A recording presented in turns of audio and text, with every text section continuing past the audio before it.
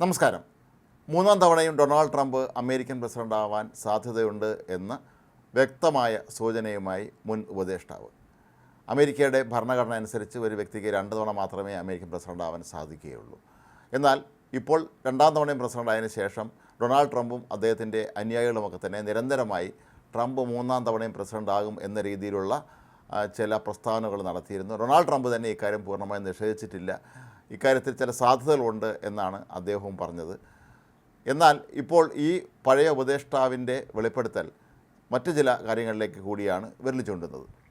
Steve ബാനോൺ എന്ന ട്രംപിൻ്റെ മുൻ ഉപദേഷ്ടാവാണ് ഇപ്പോൾ ഇക്കാര്യത്തിൽ ചില വെളിപ്പെടുത്തലുകൾ നടത്തിയിരിക്കുന്നത്. ബാനോൺ പറയുന്നത് ട്രംപ് ചൈനയുമായുള്ള വ്യാപാര യുദ്ധം വളരെ തന്ത്രപൂർവ്വം അതങ്ങ് അവസാനിപ്പിക്കുമെന്നാണ്. മാത്രവുമല്ല, ചൈനയുമായൊക്കെ തന്നെ വളരെ നല്ല ബന്ധത്തിൽ തുടരാൻ അദ്ദേഹം ശ്രമിക്കും.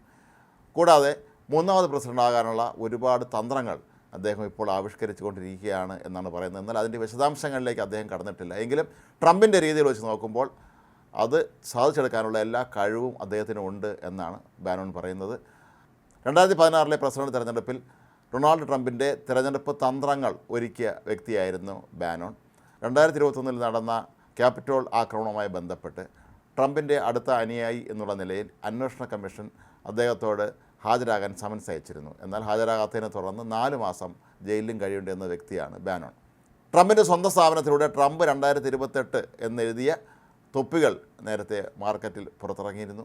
ഇതൊക്കെ തന്നെ ട്രംപ് 2028 വീണ്ടും പ്രസിഡൻ്റ് ആകാൻ സാധ്യതയുണ്ട് എന്നുള്ളതിൻ്റെ സൂചനയായിട്ട് വേണം കണക്കാക്കാം. അതിനുള്ള ഒരു പ്രോപ്പഗൻഡയായിട്ടായിരിക്കാം ഒരുപക്ഷെ ട്രംപിൻ്റെ മക്കൾ ഇപ്പോൾ നയിക്കുന്ന ഈ സ്ഥാപനങ്ങളൊക്കെ തന്നെ ഈ തൊപ്പി പുറത്തിറക്കിയത്. വൻതോതിലാണ് ഈ തൊപ്പികൾ വിറ്റുപോയത്.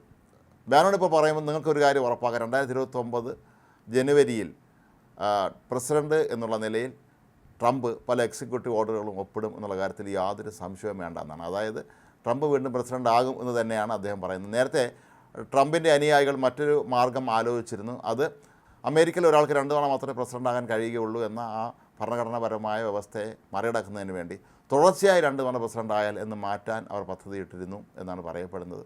അതായത് ഡൊണാൾഡ് ട്രംപ് ആദ്യ ടേം കഴിഞ്ഞതിന് ശേഷം പിന്നെ ഒരു ഇടവേളയ്ക്ക് ശേഷമാണ് 2ാമത് പ്രസിഡൻ്റ് ആയത്. ഇതൊരു അവസരമാക്കി 3ാം തവണ ട്രംപിന് പ്രസിഡൻ്റ് ആകാൻ വേണ്ടി ഭരണഘടനാപരമായ മാറ്റങ്ങൾ വരുത്താൻ ഒരുപക്ഷെ ട്രംപ് ശ്രമിച്ചേക്കുമെന്നാണ് പറയപ്പെടുന്നത്. അമേരിക്കൻ കോൺഗ്രസ്സിൽ തന്നെ അദ്ദേഹത്തിന് വളരെ ശക്തമായ ഭൂരിപക്ഷമുള്ളത് കൊണ്ട് തന്നെ ഇതൊക്കെ ഒരുപക്ഷെ സാധിച്ചെടുക്കാം എന്നാണ് ട്രംപിൻ്റെ അനുയായികൾ കരുതുന്നത്. അതേസമയം ബാനോൺ ആകട്ടെ ട്രംപിൻ്റെ ഇപ്പോഴത്തെ ഏറ്റവും അടുത്ത അനുയായിയായ ഇലോൺ മസ്കിനെ പൂർണ്ണമായും തള്ളിപ്പറയുകയാണ്. ഇലോൺ മസ്കിനെ അദ്ദേഹം ടെക് ഫ്യൂഡലിസ്റ്റ് എന്നാണ് വിളിക്കുന്നത്. ഇത്തരക്കാർ അധികാരത്തിൻ്റെ കൂടെ മാത്രം നിൽക്കുന്നവരാണ് എന്നും ഡൊണാൾഡ് ട്രംപ് തിരഞ്ഞെടുപ്പിന് ജയിച്ചതുകൊണ്ട് മാത്രമാണ് ഇപ്പോൾ മസ്ക് അദ്ദേഹത്തിൻ്റെ കൂടെ നിൽക്കുന്നത് എന്നുമാണ് ബാനോൺ പറയുന്നത്.